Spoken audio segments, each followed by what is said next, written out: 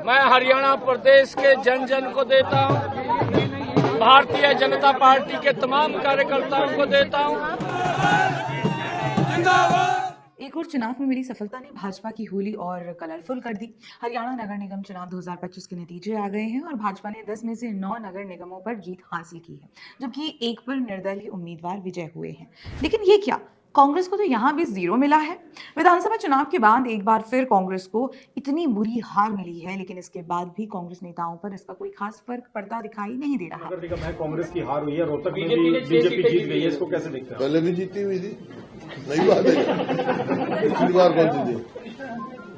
ये सब दादूपुर नदी नहर पर जो है, पहले भी सीएम का ये कहना है कि कांग्रेस का झटका नहीं है सर। बड़ी मतलब आप लोगों ने अच्छी तरह से चुनाव लड़ा और नतीजे नहीं, अंतर गए नहीं, हम गए नहीं अंतर। हुड्डा जी की ये बात सुनकर लग रहा है मानो वे कह रहे हों, मुझे फर्क नहीं पड़ता कि जमाना क्या कहता है।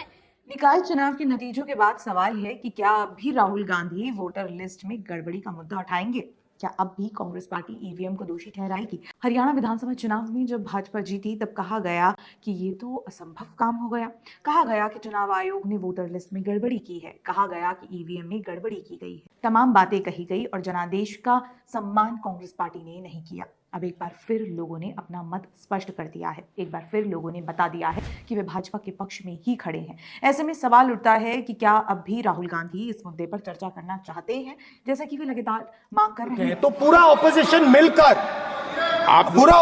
मिलकर सिर्फ ये बोलने दीजिए, पूरा ऑपोजिशन सिर्फ मिलकर ये कह रहा है कि वोटर लिस्ट पे यहां पे एक डिस्कशन हो जाए। ऐसे में अब ये देखना दिलचस्प होगा कि इस हार के लिए कांग्रेस पार्टी किसे जिम्मेदार ठहराती है। दरअसल हर बार चुनावी हार के लिए राहुल गांधी एक नया कारण ले आते हैं। हाल ही में गुजरात में उन्होंने अपने कार्यकर्ताओं को संबोधित करते हुए कहा था कि पार्टी के कई कार्यकर्ता कांग्रेस में रहते हुए भाजपा के लिए काम कर रहे हैं।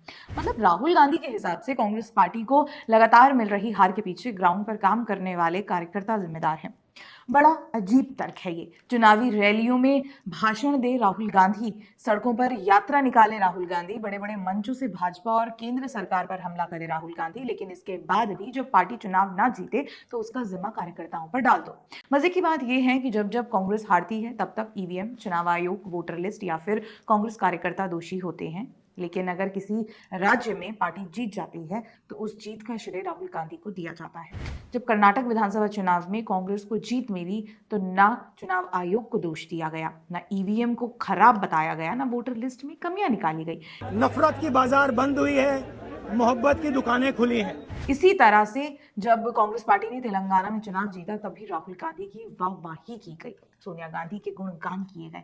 जब हिमाचल प्रदेश में पार्टी जीती तो दरबारी मीडिया ने प्रियंका गांधी वाड्रा के कसीदे पढ़े, लेकिन जैसे ही हरियाणा, महाराष्ट्र और दिल्ली में चुनाव हारे तो तुरंत हार का जिम्मा ईवीएम पर डाल दिया गया।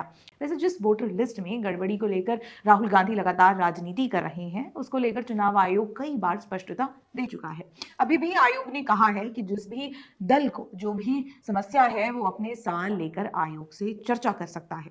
लेकिन राहुल गांधी या फिर कोई कांग्रेसी नेता चुनाव आयोग से चर्चा करता दिखाई नहीं दे रहा। इससे ऐसा लगता है मानो प्रेस कॉन्फ्रेंस करके, बयानबाजी करके मुद्दे पर राजनीतिक रोटियां सेकना ही उनका उद्देश्य है।